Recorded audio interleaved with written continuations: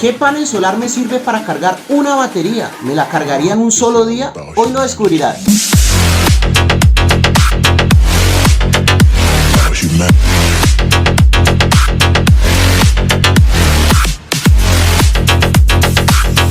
Bien, lo primero que debemos conocer es la batería que vamos a poner a cargar con ese panel solar. Por lo menos en este ejemplo tenemos una batería de 100 amperios a 12 voltios. Entonces vamos a calcular la potencia de almacenamiento de esa batería. Esta batería es una batería en gel de ciclo profundo. Para calcular la potencia vamos a utilizar ley de Watt. Vamos a multiplicar los 100 amperios de capacidad total por los 12 voltios de la tensión de la batería. Eso nos va a dar 1200 vatios de potencia de almacenamiento.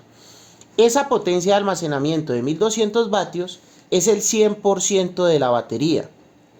Si nosotros queremos cargar esa batería en un día con un panel solar, vamos a tomar el 100% de capacidad de almacenamiento para hacer el cálculo de nuestro panel solar. Bien, para poder hacer el cálculo del panel solar que nos va a servir para cargar esa batería, debemos de tener en cuenta un concepto que se llama hora solar mínima.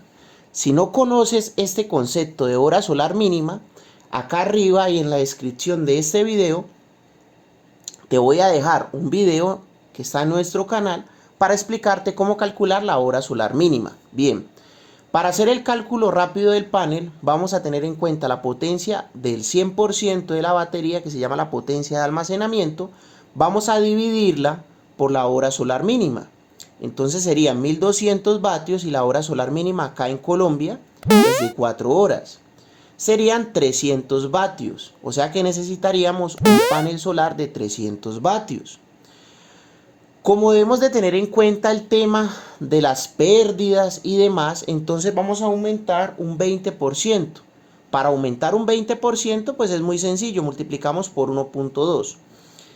Entonces 300 vatios por 1.2 sería un panel solar de 360 vatios. Comercialmente nosotros podemos encontrar paneles de 375, 375, 400. Entonces yo le recomendaría una potencia mínima de 360 vatios, pues para tener un 20% o estar un 20% por encima de lo que vamos a necesitar.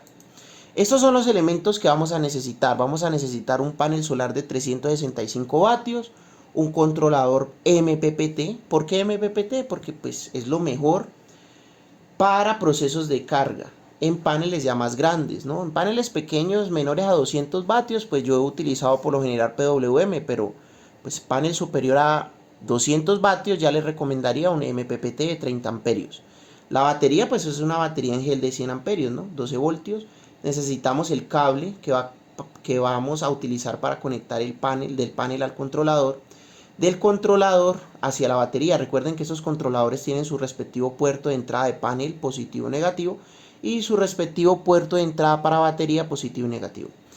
Y para salir del controlador hacia la batería, pues utilizamos el cable para la batería positivo y negativo con sus respectivos terminales de ojo bien ponchaditos y bien encintados, y con su respectiva cinta especial, cinta termoformadora, creo que se llama, si no estoy mal. Si recuerdas el nombre de esa cinta, lo puedes colocar aquí en los comentarios. Y eso es lo que vamos a utilizar para cargar esta batería. Recuerden apretar muy bien con la fuerza necesaria, dependiendo del manual de instalación de los equipos. Apretar muy bien los cables y los terminales hacia la batería.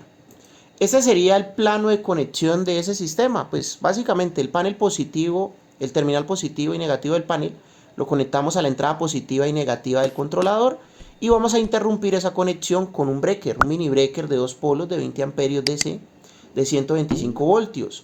Si no sabes calcular las protecciones, acá arriba y en la descripción te voy a dejar un video de cálculo de protecciones. El cable que vamos a utilizar es un cable solar de 4 milímetros cuadrados o cable número 10. Y si no sabes calcular el cable, pues acá arriba y allá abajo les voy a dejar un enlace de cómo calcular el cable para tu sistema de energía solar.